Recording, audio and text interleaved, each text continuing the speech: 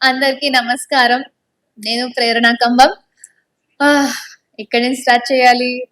ఆహ్, వాహ్! వాహ్! చిటికి. ఆహ్, I want to start by saying thank you so much. మీరందరూ ఈరోజు వచ్చినందుకు థాంక్ యూ సో మచ్ మా ప్రేక్షకులందరికీ. నా జర్నీ స్టార్టింగ్ నుంచి ఎండ్ దాకా చూసి, సపోర్ట్ చేసి, లైక్ చేసి, తిట్టి, అయినా ప్రేమించి నన్ను టాప్ 4 దాకా తీసుకొచ్చారు. వాళ్ళందరికీ థ్యాంక్ యూ సో మచ్. నేను ఆహ్, నేను యాక్చువల్లీ 1½ ఇయర్సే అయింది. ఐ మీన్ తెలుగు ఇండస్ట్రీకొచ్చి. 'కృష్ణ మురారి' సీరియల్‌తో స్టార్ట్ చేశాను తెలుగులో. అండ్ చాలా, చాలా కష్టపడ్డాను యాక్చువల్లీ. నేను యాక్టింగ్ స్టార్ట్ చేసింది 10 ఇయర్స్ అగో. నేను అప్పుడు స్టార్ట్ చేశాను. ఏదేదో ప్రాజెక్ట్స్ చేస్తూనే ఉన్నాను. కానీ ఎప్పుడు యునో ఆ మంచి ఒక ఒక ప్రాజెక్ట్, ఒక ఆపర్చునిటీ సెట్ అయిపోయింది. నా నా నా హార్డ్ వర్క్ కి ఒక రివార్డ్ వచ్చింది అనేలాగా ఎప్పుడూ నాకు ఆ తృప్తి రాలేదు. సో కష్టపడుతూనే ఉన్నాను. కానీ అదేదో 1½ ఇయర్స్ లో నేను ఆ తెలుగు ఇండస్ట్రీకి అడుగు పెట్టగానే నాకు ఇమ్మీడియట్లీ లవ్ వచ్చేసింది. అంటే ఎప్పుడు ఇన్ని ఇయర్స్ లో నేను చూడని అంత సపోర్ట్, అంత ప్రేమ మా తెలుగు ఆడియన్స్ నాకు ఇచ్చారు. అండ్ నా ఫస్ట్ సీరియల్ నే సూపర్ డూపర్ హిట్ చేసేసారు. దాని తర్వాత దాని నుంచి నాకు బిగ్ బాస్ ది కాల్ వచ్చింది. అండ్ వచ్చినప్పుడు అసలు ఏం ఆలోచించలేదు. బిగ్ బాస్ అంటే ఏంటి, ఒక ఎక్స్పీరియన్స్. ఇప్పుడు మొబైల్ ఫోన్స్ ఉండదు, టెక్నాలజీ ఉండదు, టీవీ ఉండదు, జంక్ ఫుడ్ ఉండదు, ఆర్డర్ చేసుకుని తినడం ఉండదు. ఇదంతా నేను చాలా చేస్తూ ఉంటా. ఎప్పుడు ఫోన్ లోనే ఉంటాను. ఎప్పుడు నేను ఇంట్లో ఉన్నప్పుడు ఎప్పుడు ఏదో ఫోన్ లో చూసుకుంటూ ఉంటాను. ఏదో ఒక మూవీనో సిరీస్ ఏదో చూస్తూనే ఉంటాను, ఏదో తింటూనే ఉంటాను. సో నాకు పర్సనల్ గా ఏమనిపించింది అంటే ఒక ఒక ఇలాంటి ఒక హౌస్ లో లాక్ అయిపోయి ఏమీ లేకుండా, బయట వాళ్ళతో కాంటాక్ట్ లేకుండా ఎలా ఉండడం అనేది నాకు ఒక చాలా ఎక్సైటింగ్ సస్పెన్స్ థ్రిల్లర్ లా అనిపించింది. అండ్ నాకైతే టాస్క్స్ ఆడడం లేకపోతే మాట్లాడడం చాలా ఇష్టం. అన్ని ఒక బంపర్ ఆఫర్ లాగా బిగ్ బాస్ రూపంలో వచ్చింది. డెఫినెట్లీ ట్రై చేయాలి, ఇది ఎక్స్పీరియన్స్ చేయాలి. ఎందుకంటే ప్రతి ఒక్కరికి ఈ ఛాన్స్ రాదు అని అనుకున్నా. నాకు ఆ ఛాన్స్ వచ్చింది. ఆలోచించాను కానీ చేసేద్దాం ఏదైతే అది. నేను నచ్చితే నచ్చుతాను, లేకపోతే పర్లేదు. నేను ఏదో ఒక ఎక్స్పీరియన్స్ చేశాను, ట్రై చేశాను అన్నట్టు ఉంటది అనుకున్నా. వెళ్ళాను డే 1 ఫుల్ ఎక్సైట్మెంట్ తో. నేను నేను యాక్చువల్లీ చాలా హైపర్ గా ఉంటాను. So I was like okay fine, ఎవరు వచ్చినా ఎవరు ఉన్నా అందరితో కలిసిపోతాను, మింగిల్ అయిపోతాను, బాగుంటది అనేసి అలానే స్టార్ట్ చేశాను. డేస్ అయి వెళ్తూ ఉంది. చాలా అప్స్ అండ్ డౌన్స్ అయ్యాయి. మీరు అందరూ చూసారు. రోలర్ కోస్టర్ లా అయింది నా జర్నీ. స్టార్టింగ్ లో అయితే నేను అందరితో కలిసిపోయాను. దాని తర్వాత ఏదో ఒక పాయింట్ లో చిన్న చిన్న గొడవలు, మిస్అండర్స్టాండింగ్లు, ఏదో మొత్తం ఒక డ్రామా ఫిల్ అయిన యాక్షన్ సినిమా అనొచ్చు, ఇమోషనల్ సినిమా అనొచ్చు, సస్పెన్స్ అనొచ్చు. ఏదేదో జరిగిపోయింది నా జర్నీలో. నన్ను బ్లేమ్ చేయడం, లేకపోతే నేను వేరే వాళ్ళని తిట్టడం, వేరే వాళ్ళు నన్ను తిట్టడం, టాస్క్ చేయడం, ఏడవడం, సంతోషంలో గెంతడం అన్ని జరిగిపోయాయి నా జర్నీలో. అండ్ ప్రతిసారి నేను ఏదైనా తప్పు చేశాను అనిపించినప్పుడు నన్ను క్షమించి నన్ను యాక్సెప్ట్ చేశారు మా ప్రజలు. నాకు చాలా చాలా సంతోషంగా ఉంది. ఎందుకంటే లోపల ఉన్నప్పుడు మేము జస్ట్ బ్రతికేస్తున్నాం, ఆ లైఫ్ లో ఆ మూమెంట్ లో బ్రతికేస్తున్నాం. ఏదొస్తే అప్పుడు అది యాక్సెప్ట్ చేసి ఆ ఫ్లో లో ఉండిపోతాం. కానీ ఇక్కడ నిన్న బయటకు వచ్చాను. నిన్న వచ్చాక నాకు అర్థమైంది నిజంగా బయట నా కోసం ఎంతమంది స్ట్రగుల్ చేశారు అనేసి. అంటే నాకు ఆ ప్రేమ చూపించడానికి, నన్ను సపోర్ట్ చేయడానికి లోపల నేను కష్టపడుతూ ఉంటే నాకన్నా, లేకపోతే బయట నా ఫ్యామిలీ కన్నా నా ఫ్యాన్స్ నా కోసం కష్టపడ్డారు.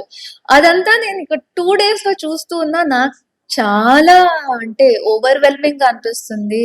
అసలు ఎలా అందరికి నా కోసం ఉన్న వాళ్ళందరికీ ఎలా థ్యాంక్ యూ చెప్పాలో నాకు అస్సలు అర్థం అవ్వట్లేదు. అట్లీస్ట్ మీ ద్వారా కొంచెమైనా నాకు థ్యాంక్స్ అనిపించేది వాళ్ళ దాకా వెళ్ళాలి అనుకుంటున్నా. ఎందుకంటే ప్రతి ఒక్కరిని నేను కలవలేను, నేను ట్రై చేస్తాను కానీ ప్రతి ఒక్కరిని కలవలేను. బట్ హార్ట్ఫుల్లీ నా నా మొత్తం జర్నీని నేను ఎలా ఉన్నా యాక్సెప్ట్ చేసిన వాళ్ళందరికీ థ్యాంక్ యూ సో మచ్. నాకు చాలా ఆశీర్వాదాలు ఉన్నాయి అనుకుంటా. నేను టాప్ 4 దాకా వచ్చాను. చాలా తక్కువ మందికి బిగ్ బాస్ జర్నీ దొరుకుతుంది. దానిలో టాప్ 5 లో వచ్చి టాప్ 4 లో వచ్చి ఒకటే మహిళగా ఉండడం నా అదృష్టం. So thank you so much. నేనైతే చాలా చాలా ఎంజాయ్ చేశాను.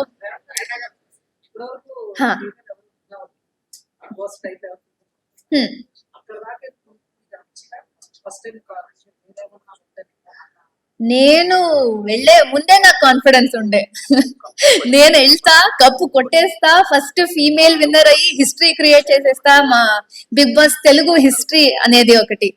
సో నేను వెళ్లే ముందు నుంచి ఒక మైండ్ సెట్ తోనే వెళ్ళాను, విన్ అవ్వాలి, ఆ కప్పు గెలిచి రావాలి అనేది. సో జర్నీ వెళ్తూ వెళ్తూ నేను సర్వైవ్ అవుతూ టాస్క్ ఏది వచ్చినా అది పర్ఫామ్ చేసుకుంటూ నా మాట ఏది ఉందో అది గట్టిగా పెట్టుకుంటూ నాకు రైట్ అనిపించేది ప్రతిసారి నేను రైట్ అనే ఉన్నా.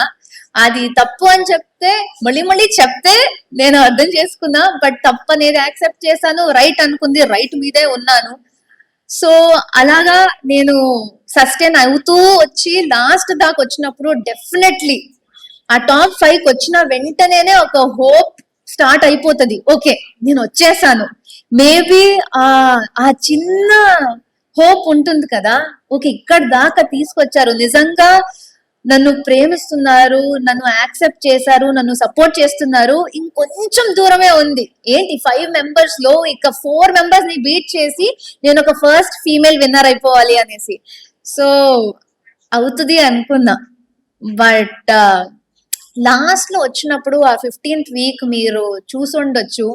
ఆ 15th వీక్ లో నాకు దొరికిన మెమరీస్, మేము కూర్చుని హైడ్ అండ్ సీక్ ఆడాము, అవుట్ ఆడాము, కరెంట్ షాక్ ఆడాము, క్రికెట్ ఆడాము, ఏదేదో చేసాము. లాస్ట్ వీక్ పిల్లల్లా ఉన్నాము, ఏ టెన్షన్ లేకుండా, ఏ స్ట్రెస్ లేకుండా. నాకు ఆ సంతోషం వచ్చింది చూడండి, ఆ లాస్ట్ వీక్ లో వచ్చిన మెమరీస్. నేను చాలా సాటిస్ఫైడ్ గా ఉన్నా. లాస్ట్ లో విన్నర్ అవుతానా లేదా అనేది నా చేతిలో లేదు, నేను కంట్రోల్ చేయలేను. చాలా విన్నర్ అవ్వాలి అనుకున్నా, ఆ ఫస్ట్ ఫీమేల్ అవ్వాలి అనుకున్నా. నేను ఒక్కదానే అక్కని యాక్సెప్ట్ చేశానండి, నేను కాదు, వేరే ఎవ్వరికి అక్క యాక్సెప్ట్ లేదు. గౌతమే చెప్పాడు, ప్రేరణ తప్ప అక్క అని ఎవరైనా పిలిస్తే అమ్మో అంటారు అనేసి. సో ఇప్పుడు స్టార్టింగ్ నుంచే నాకు నా మీద కాన్ఫిడెన్స్ ఉంది.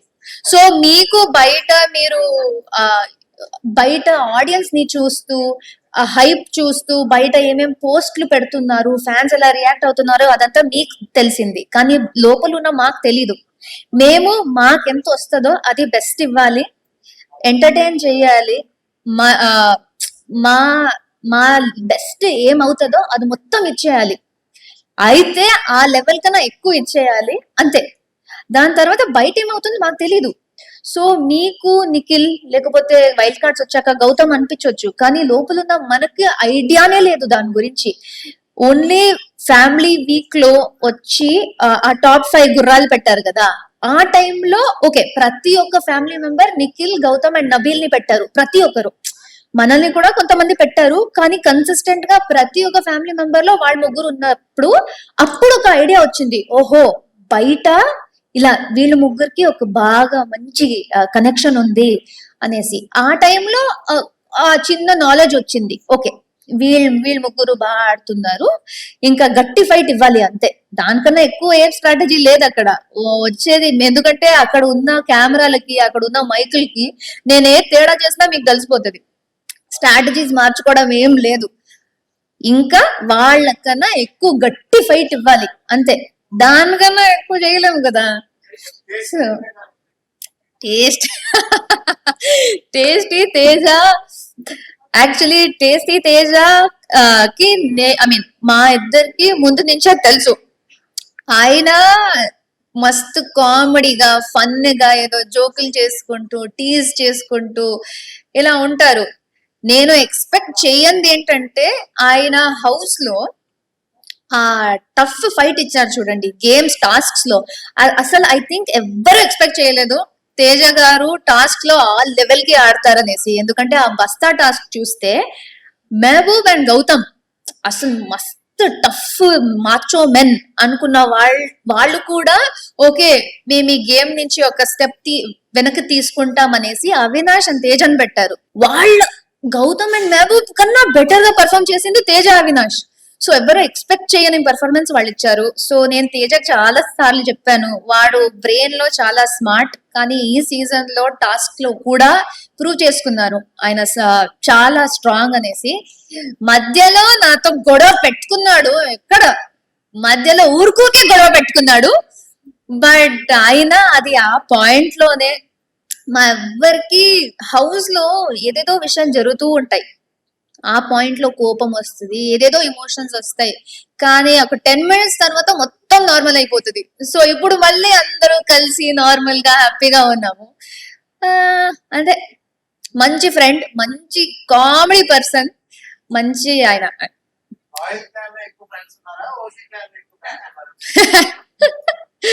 నేను చూడండి, నేను ఈ ఆపర్చునిటీ తీసుకేసుకుని ఇప్పుడే చెప్పేస్తున్నా.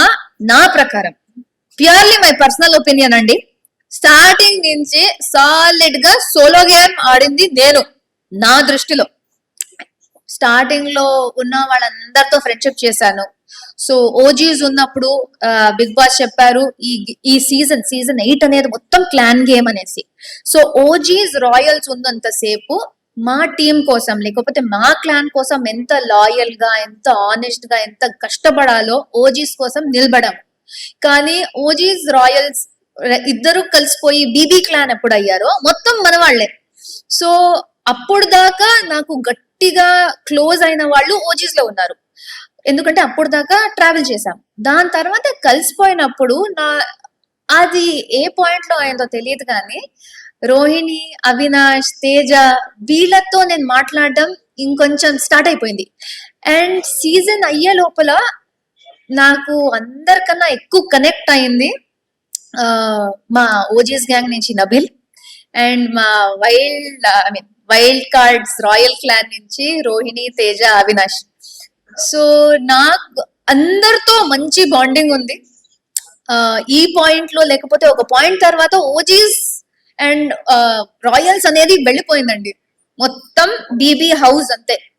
సో ఆ బీబీ హౌస్ లో నాకు వీళ్ళు నలుగురు చాలా కనెక్ట్ అయ్యారు, చాలా ఫేవరెట్. యష్మిని అయితే స్టార్టింగ్ నుంచే ఉంది. So Yashmi, Nabeel, Rohini, Avinash and Teja. విష్ణు ఒకలాగా నాలాగే, ఇన్ ద సెన్స్ మనసుకి ఏది అనిపిస్తే ఇమీడియట్ గా అలానే చెప్పేస్తుంది, ఆలోచించదు. నేను కూడా అలానే. కానీ అభిప్రాయం అంటే she also normal human being, ఏది అనిపిస్తే అది చెప్పేస్తుంది. కోపం వచ్చిందంటే గట్టిగా కోపం ఎక్స్ప్రెస్ చేస్తుంది. కానీ ఏ ప్రాబ్లమ్స్ లేకుండా నార్మల్ గా ఉన్నప్పుడు ఆమెలో ఆ చిలిపితనం, ఆ చిన్న పిల్ల అది బయటకు ఆ చిన్న పిల్లలాగా ఉండటం, ఆమెకు ప్రేమ చూపించాలంటే నేను చెప్తున్నా, నేను చూసిన దాంట్లో అందరికన్నా ఎక్కువగా ప్రేమ చూపించగలిగేది ఆమెనే. మిమ్మల్ని ఎక్కడో పెట్టి చూసుకుంటది. అలానే కోపం తెప్పించారనుకోండి అయిపోయారు. So she a very genuine person I feel. It's just అక్కడ సిచ్యువేషన్స్ లో రియాక్ట్ అయ్యే విధి అంతే. ప్రతి ఒక్కరు వాళ్ళలాగా రియాక్ట్ అవుతారు. బట్ మీరేం ఫీల్ అవుతున్నారో అది ఎక్స్ప్రెస్ చేసుకోవడమే కదా రియల్. కోపం వచ్చినప్పుడు కోపం, ప్రేమ ఉన్నప్పుడు ప్రేమ. సో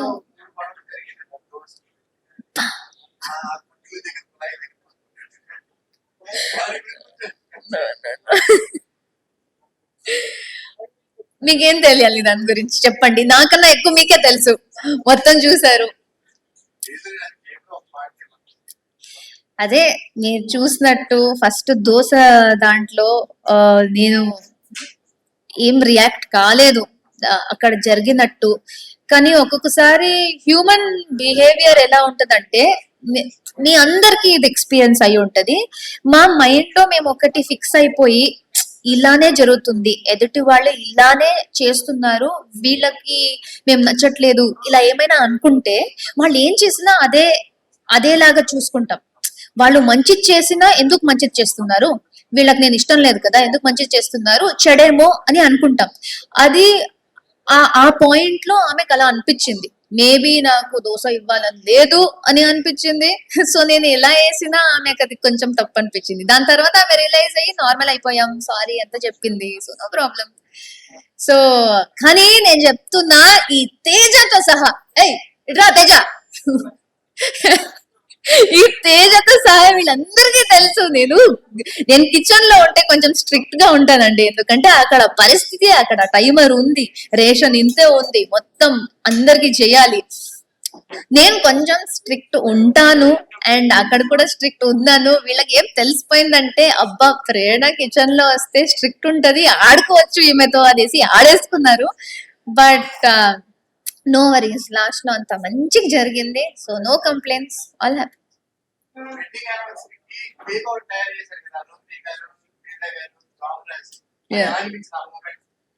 అంటే అసలు మాటలే లేవు.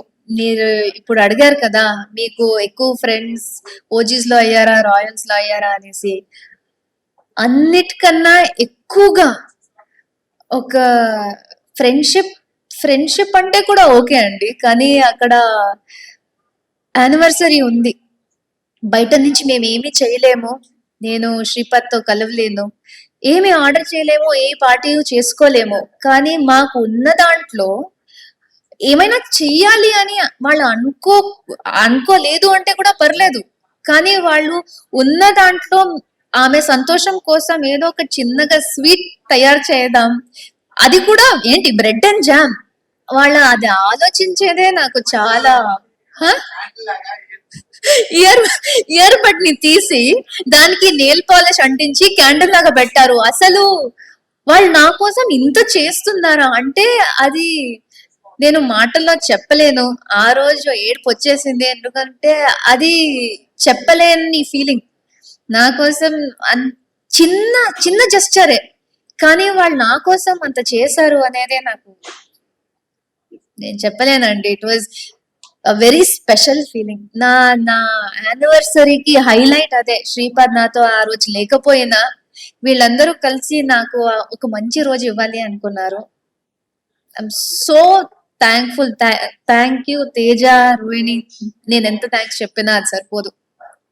ఆయన నా సూపర్ ప్రౌడ్ ఉన్నారు. అబ్బా అంటే నా వైఫ్ కన్నా ఎవరు ఎక్కువ లేరు అనే ఫీలింగ్ లో ఉన్నారు. టాప్ 1 ఆయన ప్రకారం నేను టాప్ 1. ఇప్పుడు ఓటింగ్ నన్ను అక్కడ దాకా తీసుకురాలేదు, 4 లో వచ్చాను. కానీ ఆయనకున్నంత సంతోషం, ఆయనకున్నంత గర్వం నా మీద ఐ థింక్ ఎవ్వరికి లేదు. ఎందుకంటే ఆయన నువ్వు ఈ బెస్ట్ చేసావు, ఒక బెస్ట్ అమ్మాయిగా, ఒక బెస్ట్ భార్యగా, ఒక బెస్ట్ కంటెస్టెంట్ గా నువ్వు ప్రూవ్ చేసేసుకున్నావు. అక్కడ విన్ అయ్యేది నీ చేతుల్లో లేదు, మా చేతుల్లో లేదు. మేము ఓట్ చేయగలిగేది మేము చేసాం, మేము సపోర్ట్ చేయగలిగేది మేము చేసాం, నువ్వు ఆడేది నువ్వు చేసావు, ఇంకా ఇంకా ఏం చేయగలము. సో ఆయన కూడా ఒకటి నన్ను అడిగారు, ఒక ఆడపిల్లగా ఎంత చెయ్యొచ్చో నువ్వు చేసేసావు, ఇంకా నువ్వు ఏం చేస్తే నువ్వు విన్నర్ అయ్యేదానివి, నువ్వు అంతా చేసేసావు. సో ఆయన, నేను ఆ నంబర్ లో లేకపోతే ఆ కప్పు నా దగ్గర లేదు, కానీ ఆయన ప్రకారం నేను గెలిచేసాను. So very happy. నేను కూడా, ఆయన కూడా వెరీ హ్యాపీ. నేను టాప్ 5 లో వచ్చిన వెంటనే హీ వాజ్ వెరీ ప్రౌడ్. దాని తర్వాత మా చేతుల్లో లేదు కదా.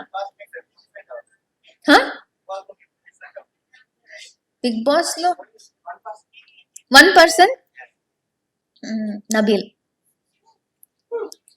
అంటే వచ్చిన వాళ్ళందరినీ క్వశ్చన్ అడుగుతాం. ఆహా. మిమ్మల్ని అడగలేదు కానీ అడుగుతాను. మిమ్మల్ని నమ్మించాడు. ఓకే. టాప్ పై ఎవరు వస్తారు అనుకుంటున్నారు? ప్రేరణ, నిఖిల్ అయితే ఉంటాడు, నబీల్ ఉంటాడు, నా బెస్ట్ ఫ్రెండ్ నబీల్, వాడు కూడా ఉంటాడు. తేజ పిచ్చి పిచ్చిగా ఆడతాడండి, వాడు ఉండడేమో. ఇంకొకరు వైల్డ్ కార్డ్ నుంచి ఈ మధ్య గౌతమ్ బాగా పర్ఫామ్ చేస్తున్నాడు. గౌతమ్ ఉండే ఛాన్సెస్ చాలా హై ఉన్నాయి. ఫోర్త్ ప్లేస్ లో ఐ థింక్ నిఖిల్ అండి, నిఖిల్ ఫోర్త్ ప్లేస్ లో వెళ్ళిపోయేది. ఐ థింక్ ఫస్ట్ లో ప్రేరణ అనే అమ్మాయి వస్తుంది.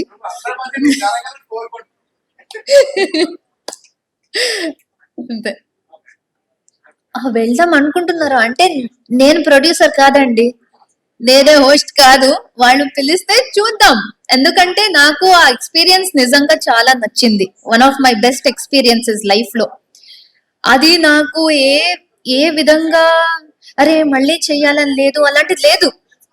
ఇంకోసారి వెళ్తే కొత్త కొత్త ఎక్స్పీరియన్స్ ఉంటది, కొత్త వాళ్ళు ఉంటారు, కొత్త టాస్క్లు ఉంటాయి, కొత్త గొడవలు ఉంటాయి, కొత్త ఎమోషన్స్ ఉంటాయి. సో ఇంకోసారి చేయడానికి నాకు ఏ ప్రాబ్లం లేదు. నెక్స్ట్ ఎందుకు వెళ్ళను అన్నానంటే జస్ట్ ఫస్ట్ ఇయర్ యానివర్సరీయే లోపల జరిగింది. నెక్స్ట్ ఇయర్ కూడా నేను చేసుకున్నా అనుకోండి, నువ్వు బయటనే ఉండమ్మా, ఇంకా ఇంటికి రాకు అనేస్తారు శ్రీపద్. నెగిటివ్ కదా, ఏ మెమరీ?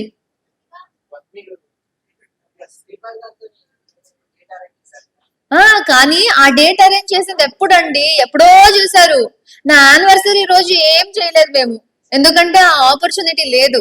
ఇంకో యానివర్సరీ అయినా పాపం ఆయనతోనే ఉండాలి ఆ రోజు అనుకుంటున్నా, అంతే. నెగిటివ్ ఏం లేదు. అబ్బా, నన్ను ఇన్వాల్వ్ చేయకండి రావు గారు, నాకు దోశలే వద్దు అసలు. నేను ఇడ్లీ తింటాను రా, నేను తేజ ఇడ్లీ తింటాను, నేను దోశలు వద్దు. నాకు దోశలు వద్దు, సీతాఫల్ వద్దు, అండ్ బజ్జీలు వద్దండి. నేను డయట్ లో ఉన్నా, నేను సాలెడ్లు ఇడ్లీలే తింటా. చపాతీ కూడా వద్దు, ఏముంది నాకు. నాకు ఫుడ్ వద్దు, నాకు కిచెనే వద్దండి. శ్రీపాదం అండ్ బోట్లు, కప్పులు, డబ్బులు, ఫ్యామిలీ.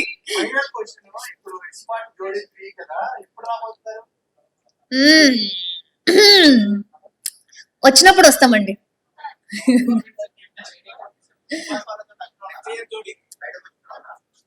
మీరు ఎలా అడుగుతున్నారంటే ఏదో 1 year అయిపోయినట్టు. 100% ఉన్నామండి. అంటే 105 days ప్రతిరోజు వాళ్ళతోనే మాట్లాడడం, లేవడం, పడుకోవడం, తినడం అంతా వాళ్ళతోనే చేసాము. బయటకు వచ్చాక ఒకలా అనిపిస్తుంది వాళ్ళు లేకుండా. సో వాళ్ళతోనే మాట్లాడుతూ ఉంటాం. ఇప్పుడు కూడా అరే ఏంటి వాళ్ళతో మాట్లాడే కదా బయటికి వచ్చావు, మళ్ళీ ఎందుకు అంటే అలవాటైపోయింది అలాగా.